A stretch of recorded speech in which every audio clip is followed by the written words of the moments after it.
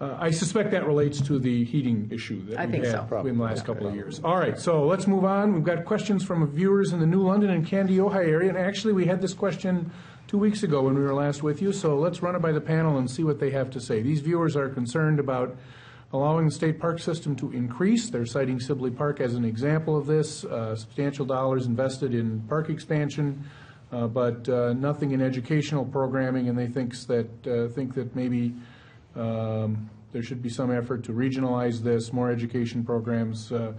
Is this an issue that's been on anybody's radar screen in terms of park expansion or park education programs?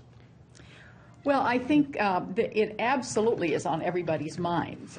How much can you maintain? Particularly DNR proper, Parks and Trails already acquired. We know how big that maintenance budget is, and we are not beginning to do the asset preservation on existing parks. And so I think it's absolutely in the minds of everybody how much is too much, and because maintenance, operating and maintenance, is absolutely the reality that comes after the establishment. But I will say all over the state, parks and trails continue to be very popular. They are in great demand. They come right out of the grassroots organizing around this. Some towns have even discovered it's a way to rebuild their local economy, the health and competitiveness of their area. Some of the most creative towns in greater Minnesota that I think are going to make it are those who tell this story. Our economy used to be based around the family farm. The family farm is disappearing. Our economy used to be built around Main Street businesses. The big box store outside of town has taken all the business away.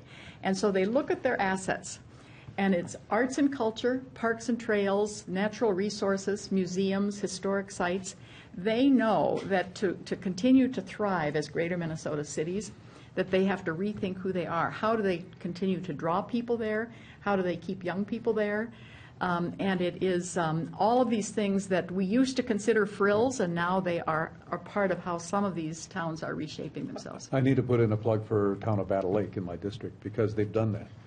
They're very close to Glendale State Park, and through a combination of efforts, the park has a trail that's been improved now, nice, very nice trail. Goes through the park, connects up with a county highway, and then goes into the community. So it's like 3 legs, but it connects the town, and it basically just was used for the first time last summer, completed last summer. And you'll talk to the businesses, you'll talk to the people that live there. It did an amazing change for that community. It has brought a lot of people in for many different reasons. You have to see it to really understand what they've done. But the community, they all came together, again with the help of DNR and some other places that they got grant money and so forth. But it's bikes, it's hikes, it's family, it's created some new businesses downtown, and it's increased the amount of traffic in the park as well. So everybody wins, and it does present a whole new future, I think, for a town such as Battle Lake. So that's just one example.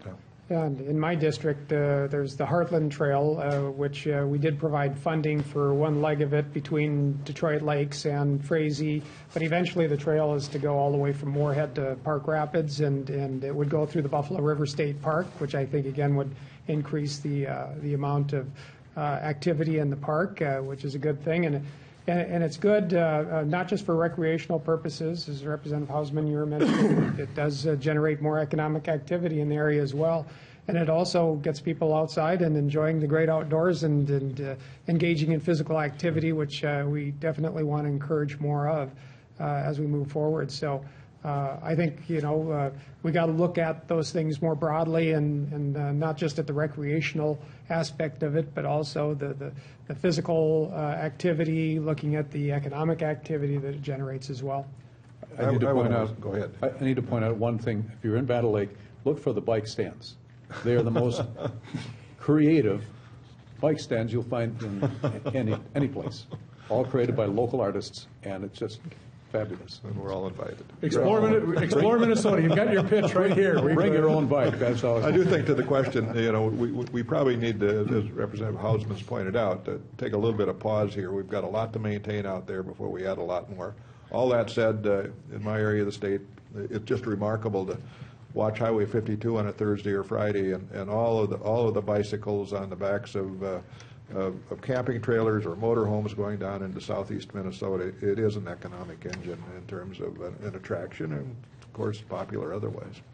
And I should maybe make another pitch for the Buffalo, or for the Heartland Trail, Yes. since we have the Yes. lead here. The Capital Investment Committee. Not going to but- miss an opportunity here. Right, but it is the only region in the state that does not have currently a regional trail going through it. So, and I feel that our region deserves to have what other regions of the state have as well.